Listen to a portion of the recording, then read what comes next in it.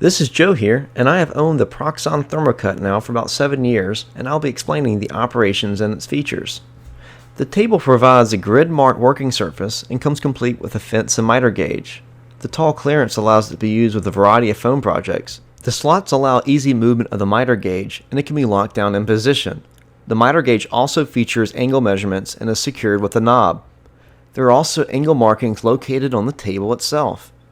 These can be useful for cutting precise angles of a section of foam. There are also millimeter markings on the table to correspond with the grid markings. The on state is indicated by a red LED. The temperature knob is a bit flimsy but does the job and is marked with digits to indicate intensity. As with any foam cutter, they require a fair amount of skill to learn the rates that material is fed. Thicker areas must go slow while you must feed thinner materials faster or reduce the power. The smooth aluminum surfaces make it easy to control the feed rate. The machine is also capable of running plastics.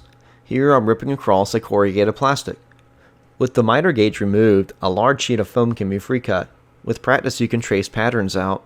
My skills are not quite there, so I often find it easier to use a stencil to produce accurate cuts.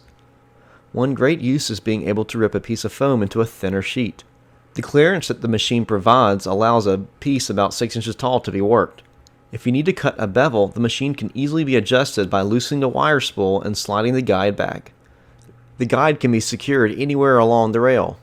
Because the wire length increases, you will need to apply more power to compensate.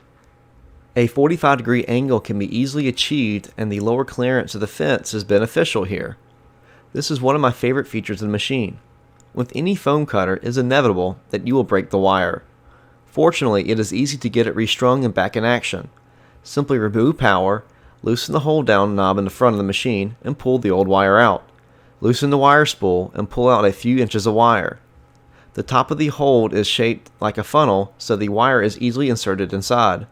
After inserting about a ½ inch of wire into the hold down, it is retightened. Align the wire through the guide slot while turning the spool to make the wire taut. While keeping pressure on the spool, tighten the knob down. You won't need much tension, but keep in mind that the wire will expand when the wire gets hot, so you may need to retighten a bit when you start using it again.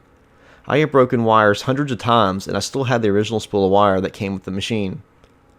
Free working large and odd shaped pieces can sometimes be challenging, but for such a small machine, it has continued to be useful for many projects. This machine has made the mastery of foam work much easier than a typical home-built machine. For me, the biggest downside of the machine is that there is no way to secure the fence to the miter gauge.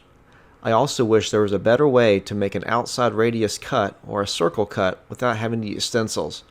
Overall though, it is a wonderful machine. I hope to use it for many more years.